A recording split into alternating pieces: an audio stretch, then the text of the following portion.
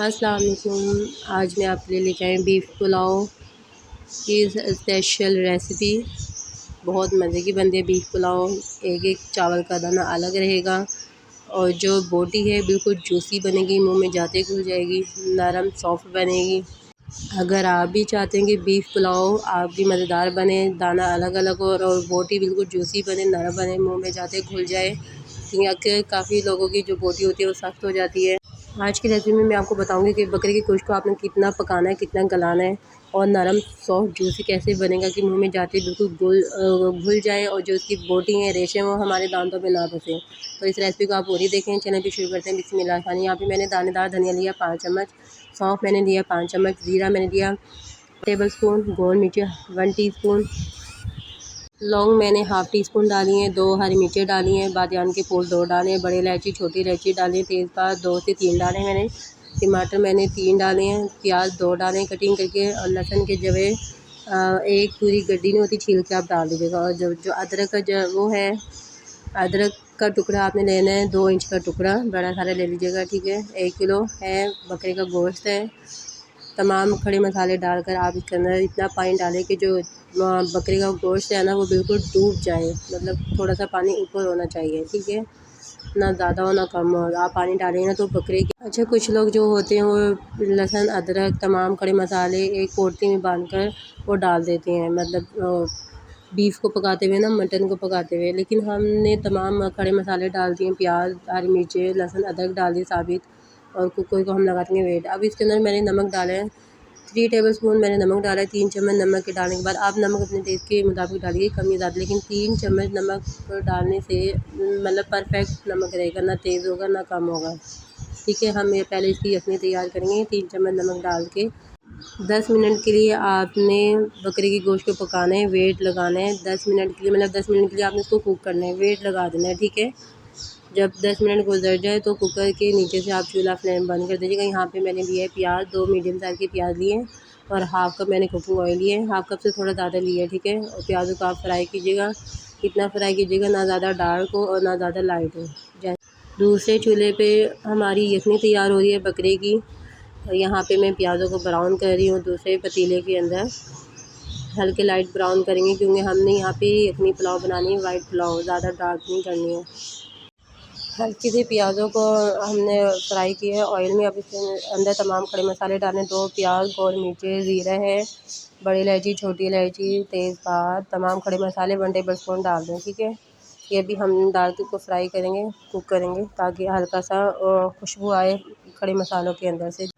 Beef pulao کی recipe آپ نے اسکپ کر کے نہیں دیکھنا کیونکہ یہی پروسیس بہت اہم ہے، یہی کلپ بہت اہم ہے۔ یہاں سے آپ نے دیکھنا ہے کہ کیسے میں نے بیف پلاؤ بنائی ہے گھر میں، بہت مزیدار ٹیسٹی بنتی ہے، تو آپ نے مطلب کٹنگ کر کے نہیں دیکھنا ہے کیونکہ آپ کو سمجھائیں گے میں نے یہ بیف پلاؤ بنائی ہے نا اپنے گھر میں بکرے کی، تو یقین مانے بہت مزیدار بنی ہے۔ چاول کا دانہ الگ تھا ایک ایک، اور بوٹی بالکل نرم سافٹ جوسی بنی، منہ میں جاتے گھل جاتی ہے، اتنی مزے کی ٹیسٹی بنی ہے۔ تو اس لیے میں آپ سے یہ ریسیپی شیئر کر رہی ہوں، اسکپ کر کے مت دیجیے گا۔ اس کے اندر آپ اس کے ڈال دیں 1 ٹیبل اسپون ادرک لہسن کا پیسٹ، ٹھیک ہے، 1 سے 2 ٹیبل اسپون ادرک لہسن کا پیسٹ آپ ڈالیے گا۔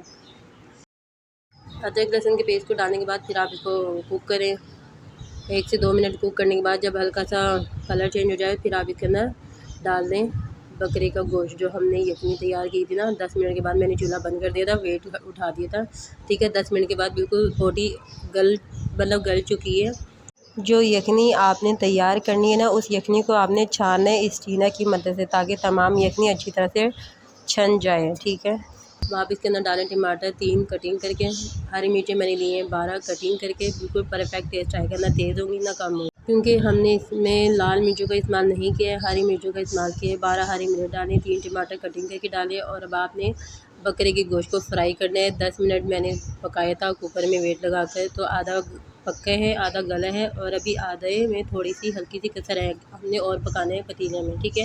اب آپ اس کے اندر 1 کپ بھر کے ڈالیں دہی کو ڈالنے کے بعد پھر آپ بکرے کے گوشت کو فرائی کریں دہی کے اندر، اس سے بہت اچھا ٹیسٹ آتا ہے، جوسی بنتی ہے اور نرم بنتا ہے، کیونکہ ابھی دہی کے اندر بھی بکرے کا گوشت گلے گا، ٹھیک ہے۔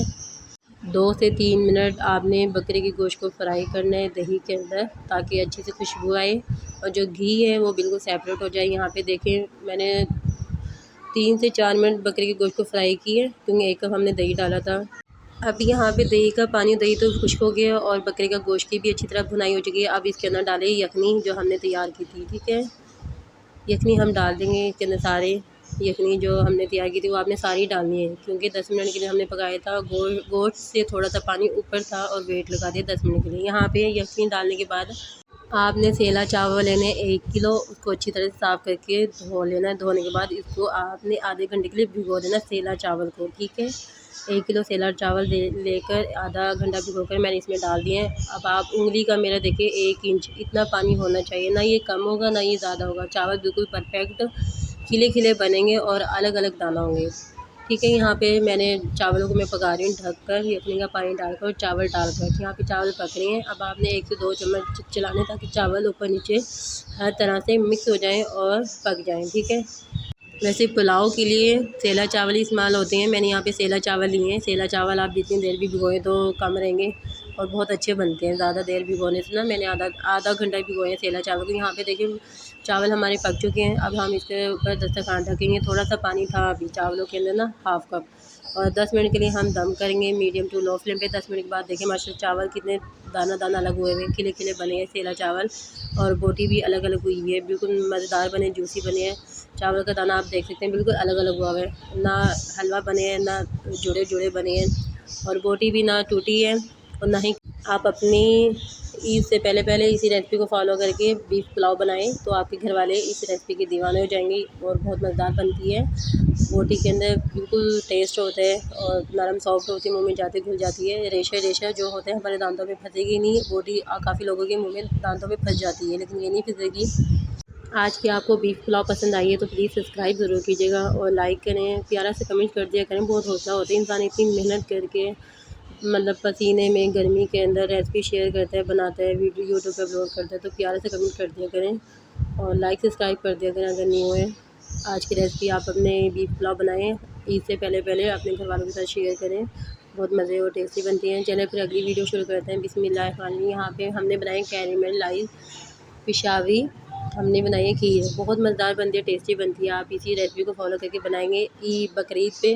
کچھ نمکین ہونا چاہیے، کچھ میٹھا ہونا چاہیے۔ پہلے ہم نے پلاؤ بنائی ہے، اب ہم بنائیں گے پشاوری کھیر بنائیں گے، وہ بھی کیسے بنائیں گے، کس طریقے سے بنائیں گے۔ بچے ہوئے چاولوں سے بھی آپ بنا سکتے ہیں اور چاول کو بوائل کر کے بھی بنا سکتے ہیں۔ یہاں پہ میں نے چاول پہلے سے بچے ہوئے تھے، ابلے ہوئے چاول، جو کہ 1 کپ تھا، چاولوں کو 2 چمچ اٹھا کر میں نے آدھے چاولوں کے اندر دودھ ڈال دیا، ½ کپ دودھ ڈالنے کے بعد اچھی طرح سے میش کریں۔ یہاں پہ 1 کلو میرے پاس دودھ ہے، اور جو 2 ٹیبل اسپون ہم نے چاول اٹھائے تھے اس کو رکھیں آپ سائڈ پہ، اور جو ہم نے چاولوں کو میش کیا تھا نا اچھی طرح سے وہ آپ ڈالیں، میش ہوئے ہوئے چاول ڈال کر اس کو تھوڑا سا پکائیں۔ پکانے کے بعد جو 2 ٹیبل اسپون ہم نے چاول پہلے سے اٹھائے تھے نا وہ آپ اس کے اندر ڈال دیجیے گا، ٹھیک ہے۔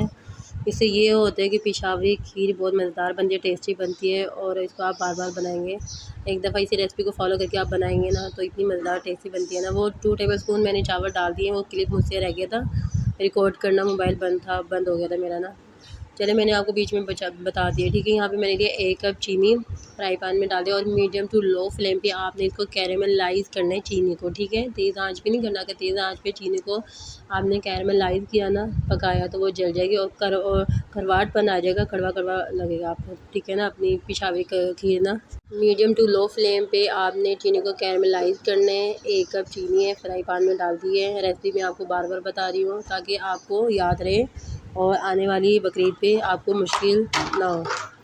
یہاں پہ آپ دیکھ سکتے ہیں چینی بالکل اچھی طرح سے کیرملائز ہو گئی ہے اور کلر بھی چینج ہو گیا ہے، اسی طرح کی آپ کی بھی ہونی چاہیے۔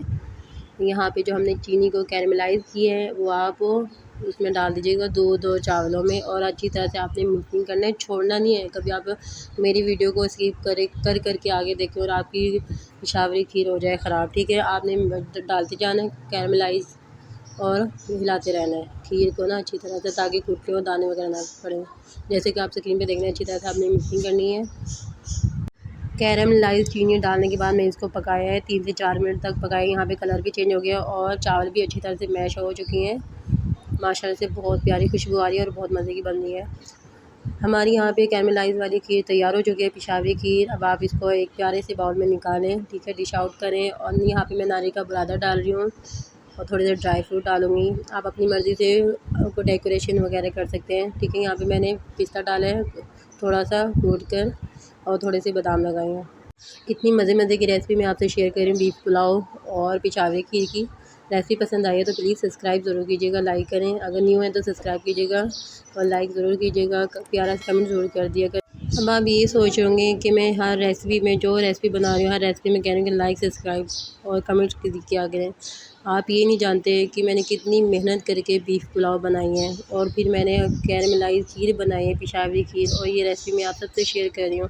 4 ریسپی میں شیئر کر رہی ہوں، تو دیکھیں محنت لگتی ہے نا، 3 سے 4 گھنٹے لگ جائیں، وہ بھی چھوٹے بچے کے ساتھ نا، چھوٹے بیٹے کے ساتھ 1 سال کے، تو اتنی گرمی میں پھر آئی۔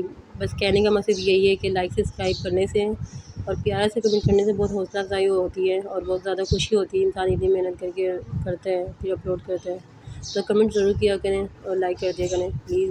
آپ کی طرف سے ایک انعام ہوتا ہے چھوٹا سا ہمارے لیے۔ چلیں تیسری ریسپی شروع کرتے ہیں، بسم اللہ۔ یہاں پہ میں نے لیا ہے بکری کا گوشت لیا ہے، ٹھیک ہے، 1 کلو ہے۔ جو چربی ہے وہ میں نے کچی مٹی کی ہنڈیا میں ساری پھیلا دی ہے، چربی کو نیچے، اور جو بوٹی ہیں وہ میں نے اوپر ڈال دی ہیں، ٹھیک ہے۔ یہاں پہ میں نے پیاز دیا میڈیم سائز کی 2، لہسن ادرک کا پیسٹ میں ڈال رہی ہوں 5 سے 6 چمچ۔ اگر آپ کے پاس لہسن ادرک تازہ ہو، مطلب جوے ہوں، تو پوری گڈی آپ 1 ڈال دیجیے گا، ٹھیک ہے، لہسن کو بھی اور ادرک کو بھی۔ ادرک آپ 2 سے 3 انچ کا ٹکڑا لے لیجیے گا، بڑے یا 1 انچ کا ٹکڑا لے لیجیے گا، ٹھیک ہے۔ یہاں پہ ٹماٹر میں نے ڈالے ہیں 4 سے 5 کٹنگ کر کے، اور اب آپ اس کے اندر ڈال دیں ہری مرچیں، 2 ہری مرچیں ڈال دیں۔ ہری مرچی کے ڈالنے کے بعد پھر آپ مسالے ڈالیں، دھنیا پاؤڈر، میں نے یہاں پہ ہلدی پاؤڈر ڈالا ہے 1 ٹیبل اسپون، پیسی ہوئی لال مرچ 1 ٹیبل اسپون، دھنیا پاؤڈر میں نے یہاں پہ ڈالا 2 ٹیبل اسپون، نمک آپ ڈالیں اپنے ٹیسٹ کے مطابق ڈالیں گے، کم یا زیادہ، ٹھیک ہے، اور کالی مرچوں کا پاؤڈر میں نے ڈالا ہے 1 ٹیبل اسپون، نمک میں نے اس میں۔ اب میں نے یہاں پہ کچی مٹی کا استعمال کیا ہے، اگر آپ کے پاس کچی مٹی ہے تو بہت اچھی بات ہے، اگر نہیں ہے تو پھر آپ اس کو کوکر میں بھی بنا سکتے ہیں اور نارمل سی ہنڈیا میں بھی بنا سکتے ہیں، جیسے سالن بناتے ہیں نارمل سی ہنڈیا میں، ٹھیک ہے۔ میں نے کچی مٹی کا ڈھکن لے کے اس کو ڈھک دیا اچھی طرح سے، اور آٹا لے لیے، اس کو چاروں طرف کناروں پہ لگا دوں گی تاکہ جو تمام گیس ہے اندر کی جتنی بھی ہے، مطلب گرمائش وغیرہ، ہوا تھوڑی سی باہر نہ آئے، بالکل اچھی طرح سے آپ نے بند کرنا ہے آٹے کی مدد سے، کیونکہ ہم نے اس کو 2 سے 2.5 گھنٹے میڈیم ٹو لو فلیم پہ پکانا ہے بکرے کی گوشت کو۔ نہ ہی ہم نے اس میں پانی ڈالا ہے، کچھ بھی نہیں ڈالا ہے، بس نیچے ہم نے چربی پھیلائی ہے، چربی پھیلانے کے بعد اوپر ہم نے گوشت پھیلا دی ہے اچھی طرح، ٹھیک ہے۔ یہاں پہ میں آپ کو چولہے کی آنچ دکھا رہی ہوں، میڈیم ٹو لو فلیم پہ 2.5 گھنٹے آپ نے اس کو پکانا ہے، بند کر کے آٹے کو اچھی طرح سے بند کر لیجیے گا، اس سے آپ کی یہ جو بیف جو مٹن ہے بہت مزیدار بنتا ہے، ٹیسٹی بنتا ہے، یمی بنتا ہے، ٹھیک ہے۔ اب ہم اتنے ہمارا بکری کا گوشت بن رہے ہیں، یہاں پہ ہم بنائیں گے روغنی نان، وہ بھی پتیلے کے ڈھکن کے اوپر، ٹھیک ہے۔ 2 کپ میدا لیا ہے، 1 ٹیبل اسپون میں نے آئسنگ شوگر لی ہے، 1 ٹیبل اسپون میں نے لی ہے ملک پاؤڈر، آئسنگ شوگر میں نے لی ہے 1/2 ٹیبل اسپون، اور ملک پاؤڈر لیا میں نے 1 ٹیبل اسپون، بریڈ امپروور میں نے لیے 1/2 ٹی اسپون سے تھوڑا کم، اور جو ایسٹ لیے میں نے 1 ٹی اسپون لیا ہے، بیکنگ سوڈا میں نے استعمال کیے ہیں 2 چٹکی، بیکنگ پاؤڈر نہیں لینا، بیکنگ سوڈا لینا ہے 2 چٹکی، ٹھیک ہے۔ نمک میں نے لیے 1/2 ٹی اسپون، 2 چمچ آپ نے لینا ہے کوکنگ آئل ہم نے استعمال کرنا ہے، آپ چاہیں تو اس کی جگہ گھی بھی لے سکتے ہیں اور بٹر بھی لے سکتے ہیں، ٹھیک ہے۔ تمام چیزوں کو ڈال کے نا اچھی طرح سے مکسنگ کریں، اور 1 انڈا ڈالنا ہے، اگر آپ کو انڈا پسند نہیں ہے تو آپ انڈے کو اسکپ بھی کر سکتے ہیں، کیونکہ کچھ لوگوں کو انڈا پسند نہیں ہوتا ہے، انڈے کی اسمیل بھی بری لگتی ہے، تو آپ انڈا اسکپ بھی کر سکتے ہیں۔ میں نے یہاں پہ 1 انڈا ڈالا، انڈے سے زیادہ نرم سافٹ اور بہت مزیدار روغنی نان بنتے ہیں، ٹھیک ہے۔ پتیلے کے ڈھکن پہ ہم اس کو بنائیں گے، نہ ہم توا استعمال کریں گے اور نہ ہی ہم تندوری استعمال کریں گے۔ نیم گرم پانی سے آپ نے روغنی نان کی جو ڈو ہے اس کو تیار کرنا ہے، تیز گرم پانی استعمال نہیں کرنا ہے، کہ آپ نے تیز گرم پانی استعمال کیے یہاں پہ تو جو روغنی نان ہے اس کی ڈو خراب ہو جائے گی، جو ایسٹ ہے وہ وہیں پہ خراب ہو جائے گا، مطلب وہ رائز نہیں کرے گا، ڈو کو نا اچھی طرح سے پھلائے گا نہیں، خراب ہو جائے گا، آپ کی ساری ریسپی خراب ہو جائے گی۔ نیم گرم پانی سے میں نے ڈو کو اچھی طرح سے آٹے کی طرح گول لیے ہیں اور آدھے گھنٹے کے لیے چھوڑ دیں، کیونکہ گرمی ہے، آدھے گھنٹے کے بعد بالکل اچھی طرح سے رائز ہو چکی ہے ہماری ڈو۔ میں نے یہاں پہ کاؤنٹر پہ نا ایک پیڑا بنا لیا، پیڑا بنا کے اس کی ایک میں روٹی تیار کر رہی ہوں، آپ نے نہ پتلا رکھنا ہے نہ موٹا رکھنا ہے روغنی نان کو، ٹھیک ہے، شیپ دے دینی ہے جیسے روغنی نان بنتا ہے نا، اور نائف کی مدد سے آپ نے شیپ دینی ہے روغنی نان پہ، ٹھیک ہے، اور تھوڑے سے ہلکا سے آپ نے کٹنگ کرنا ہے، پورا کٹنگ نہیں کرنا کہ بالکل روغنی نان کٹ ہی جائے، مطلب اتنا کٹنگ کرنا ہے کہ بالکل لائنیں لائننگ نظر آنی چاہیے اور شیپ بن جائے روغنی نان کی، ٹھیک ہے۔ نائف کی مدد سے آپ چاہیں تو اسپون بھی استعمال کر سکتے ہیں۔ اور یہاں پہ میں نے یہ یلو فوڈ کلر لیے اور تھوڑا سا دودھ لیے، اس کو اچھی طرح سے مکسنگ کر لیے، اس کے اوپر لگا رہی ہوں۔ آپ چاہے تو انڈے کی زردی بھی لگا سکتے ہیں، لیکن بہت ہیوی ہو جاتے ہیں۔ بلیک اور وائٹ تیل لگا رہی ہوں۔ نان کی پچھلی والی سائڈ پہ آپ نے اچھی طرح سے پانی لگانا ہے، ٹھیک ہے۔ اور جو پتیلے ہے نا وہ آپ نے اچھی طرح سے گرم کرنا ہے، ڈھکن بند کر کے پتیلے والا۔ جب ڈھکن اچھی طرح سے گرم ہو جائے تو پھر آپ نے روغنی نان کو چپکا دینا پانی لگا کے پچھلی سائڈ پہ۔ یہاں پہ چولہے کی آنچ آپ دیکھ سکتے ہیں بالکل تیز آنچ میں نے کی ہوئی ہے۔ 5 منٹ آپ نے پکانا ہے سیدھا کر کے۔ جب 5 منٹ گزر جائے پھر آپ نے ڈھکن کو الٹا کر کے ڈھک دینا پتیلے کے اندر ہی، یہ پک جائے گا، ٹھیک ہے۔ اسی طرح سے آپ نے 1 بائی 1 کر کے روغنی نان تیار کرنے ہیں۔ یہاں پہ 5 منٹ گزر چکے ہیں، میں ڈھکن کو میں نے الٹا کر دیے۔ روغنی نان اب وہ پچھلی سائڈ سے بھی پک جائے گا۔ 10 منٹ لگے ہیں روغنی نان پکانے میں۔ ماشاء اللہ سے یہاں پہ روغنی نان بن کے تیار ہو چکے ہیں۔ بٹر پیپر لگائیں، آپ چاہے تو کوکنگ آئل اور گھی بھی لگا سکتے ہیں۔ میں نے یہاں پہ بٹر پیپر لگائے، یہاں پہ میں آپ کو ڈھکن کے اوپر سے اتار کے دکھا رہی ہوں روغنی نان کتنا مزیدار بنے اور سافٹ بنے جیسے بازار کا ہوتا ہے روغنی نان۔ اب آپ اس روغنی نان کو اتار کے دسترخوان پہ رکھیں، سائڈ پہ رکھیں، اور یہاں پہ آپ ماشاء اللہ سے دیکھیں کتنا پیارا کلر آیا ہے روغنی نان پہ۔ اب ہم اسی طریقے سے دوسرا نان تیار کریں گے، روغنی نان جیسے ہم نے پہلے تیار کیا تھا پتیلے کے ڈھکن کے اوپر۔ چاہیں تو آپ توا بھی استعمال کر سکتی ہیں، لیکن میں نے یہاں پہ پتیلے کا ڈھکن استعمال کیا ہے، اور پتیلا اچھی طرح سے میں نے گرم، آپ کا پتیلا بالکل اچھی طرح سے گرم ہونا چاہیے، ٹھیک ہے۔ گھر میں ہی ہمارا ماشاء اللہ سے روغنی نان بھی تیار ہو گئے ود آؤٹ تندوری اور اوون کے۔ یہاں پہ دیکھیں 2.5 گھنٹے گزر چکے ہیں۔ اب نائف کی مدد سے آپ نے آٹے کو اتارنا ہے، ٹھیک ہے، اور آرام سے اتاریے گا تاکہ ہاتھ مت جلے، کیونکہ بہت اس کے اندر بھاپ ہوتی ہے، گیس ہوتی ہے۔ یہاں پہ دیکھیں ہم نے روغنی نان بھی میں ساتھ ساتھ بنا رہی ہوں، اور آپ کو میں گوشت بھی دکھا رہی ہوں بکرے کا، جو ہم نے تیار کیا نا مسالے وغیرہ ڈال کے۔ 2.5 گھنٹے گزرنے کے بعد میں نے ڈھکن اٹھایا ہے، جب بھاپ اچھی طرح سے نکل گئی ہے تو میں آپ کو چمچ ہلا کے دکھا رہی ہوں، اور بوٹی بھی میں آپ کو چیک کرواؤں گی کتنی ماشاء اللہ نرم سافٹ بنی ہے، جوسی بنی ہے، اور بالکل اچھی طرح سے گل چکی ہے میڈیم ٹو لو فلیم پہ 2.5 گھنٹے تک نا۔ ماشاء اللہ سے دیکھیں یہاں پہ 2.5 گھنٹے گزر چکے ہیں۔ بوٹی کو کٹنگ کر کے میں دکھا رہی ہوں، بالکل اچھی طرح سے گل چکی ہے بوٹی نا۔ جب آپ اس کو کھائیں گے نا بالکل نہ یہ دانتوں میں پھنسے گی اور نہ ہی یہ کچی رہے گی۔ یہاں پہ روغنی نان کے اوپر میں بٹر لگا رہی ہوں، ایک نان پہ میں نے بٹر لگایا، دوسری نان پہ میں گھی لگا رہی ہوں، ٹھیک ہے۔ اب اس کو دسترخوان پہ رکھ رہی ہوں، گرما گرم روغنی نان بھی تیار ہو گئی اور ہمارے بکرے کا گوشت بھی تیار ہو گیا۔ ماشاء اللہ سے یہاں پہ آپ کھا کے دیکھیں کتنا مزیدار ٹیسٹی لگ رہا ہے۔ اس ریسیپی کو فالو کر کے اپنے گھر میں بنائیں آپ روغنی نان اور بکرے کا گوشت۔ بکرے کا نان بھی ہو تو آپ دوسرا گوشت بھی بنائیں ہیں، اور بہت مزیدار ٹیسٹی بنتا ہے کچی مٹی کی ہنڈیا میں بغیر پانی ڈالیں، چربی اندر ڈال کے۔ ریسیپی ذرا سی بھی اچھی لگی تو پلیز سبسکرائب ضرور کیجیے گا، لائک کریں اور پیارا سے کمنٹ ضرور کر دیا کریں، بہت حوصلہ افزائی ملتی ہے۔ چلیں ہم اب دوسری ریسیپی شروع کرتے ہیں۔ بسم اللہ الرحمن الرحیم۔ یہاں پہ آپ دیکھ سکتے ہیں میں نے کیک کا سپنج بنایا، بالکل نرم سافٹ اور جالی دار بنائے۔ کیسے بنائے، کس طرح بنائے، ود آؤٹ اوون تیار کیا ہے۔ اگر آپ بھی چاہتے ہیں آپ کا بھی کیک کا سپنج بالکل نرم سافٹ جالی دار بنے تو اس ریسیپی کو آپ پوری دیکھیں تاکہ ہر ایک اسٹیپ آئے۔ چلیں پھر شروع کرتے ہیں، بسم اللہ الرحمن الرحیم۔ یہاں پہ میں نے لیے ہیں 4 انڈے، 4 انڈوں کی میں نے سفیدی لے لیے ہیں، اور 2 سے 3 ڈراپ میں نے لیے ونیلا ایسنس۔ اگر آپ کے پاس ہو تو ڈال دیجیے گا، نہ ہو تو پھر آپ اسکپ کر دیں، لیمن جوس ڈال دیں یا تو پھر الائچی پاؤڈر ڈال دیجیے گا، ٹھیک ہے۔ ایک کپ میں نے یہاں پہ چینی لی ہے، دانے دار چینی، مکسی میں یا گرینڈر میں ڈال کر آپ پاؤڈر بنا لیجیے گا، ٹھیک ہے۔ آئسنگ شوگر ڈال کر آپ بیٹ کریں، اور 1 بائی 1 کر کے انڈے کی زرجی ڈالتے جائیں اور الیکٹرک بیٹر سے بیٹ کریں۔ اگر الیکٹرک بیٹر نہ ہو تو پھر آپ چمچ کی مدد سے بھی اس کو آپ مکس کر سکتے ہیں، یا تو آپ گرینڈر میں ڈال کے آرام سے بیٹ کر لیجیے گا، ٹھیک ہے۔ لازمی نہیں کہ ہمارے پاس الیکٹرک بیٹر ہو تو ہمارا کیک کا سپنج تبھی تیار ہو، ٹھیک ہے۔ 2 ٹیبل اسپون آپ کوکنگ آئل ڈالیں اور پھر مکس کریں اچھی طرح سے۔ کوکنگ آئل ڈال کے آپ نے زیادہ مکسنگ نہیں کرنی، کیونکہ جو ہمارا جو ہے نا فوم بنا ہوا ہے وہ بیٹھ نہ جائے نیچے، ٹھیک ہے۔ 1 کپ میں نے لیے میدا، میدے کو آپ نے ہمیشہ چھان کے استعمال کرنا ہے تاکہ ہلکا ہو جائے، اور 1 ٹی اسپون آپ نے بیکنگ پاؤڈر ڈالنا ہے، 1/2 ٹی اسپون آپ نے بیکنگ سوڈا ڈالنا ہے، ڈال کر آپ نے اچھی طرح سے اسٹینر کرنا ہے، چھاننا ہے میدے کو تاکہ ہلکا ہو جائے اور کوئی بھی لمس وغیرہ، چاول کا دانہ یا سرسری وغیرہ نہ نکلے، کیونکہ گرمی اکثر ہو ہی جاتا ہے ایسا۔ اور ہینڈ بیٹر سے یا چمچ کی مدد سے آپ مکسنگ کریں ہلکے ہاتھوں سے۔ یہاں پہ میں آپ کو اٹھا کے دکھا رہی ہوں، ایسا آپ کا بیٹر ہونا چاہیے جیسے کہ آپ کو باؤل میں نظر آ رہے ہیں۔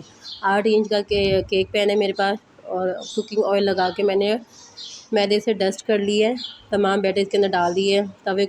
پتیلے کو میں نے اچھی طرح سے گرم کر لیا میڈیم ٹو لو فلیم پہ، ٹھیک ہے۔ 45 منٹ کے لیے میں نے کیک کو بیک کی ہے میڈیم ٹو لو فلیم پہ، اور اسٹک ڈال کر میں نے آپ کو چیک کروایا، بالکل کلین آئی ہے، میں نے نکال دی ہے، اور 45 منٹ کے بعد ہمارا کیک کا اسپنج بالکل اچھی طرح سے نرم سافٹ تیار ہو چکے ہیں، ٹھیک ہے۔